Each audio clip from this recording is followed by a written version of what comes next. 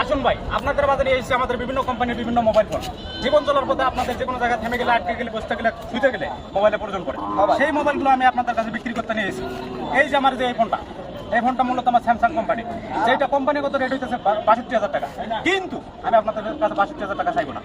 আমার কোম্পানি প্রচারের সাথে আমি আপনাদেরকে সকলের কাছে 20,000 টাকা ছাড় দিলাম। তাকে কত ভাই? কত পেলেন? 42,000। 42,000। তো 42,000 টাকা দাম মোবাইলটা, এইভাবে আপনি ধরেন না, ঠিক আছে?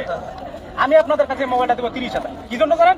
কারণ কোম্পানি আমাকে আরো 10,000 টাকা ছাড় দেওয়ার একটা অনুমতি দিয়েছে। সেক্ষেত্রে আমি 10,000 টাকা ছাড় করে আপনাকে দেবো 30,000। কিন্তু ভাই এখানে আরেকটা বিষয় আছে, সেটা হচ্ছে কি, আমি যে আপনার কাছে মোবাইলটা যে দিতেছি, ঠিক আছে, এটার দাম আসছে কত? 32,000।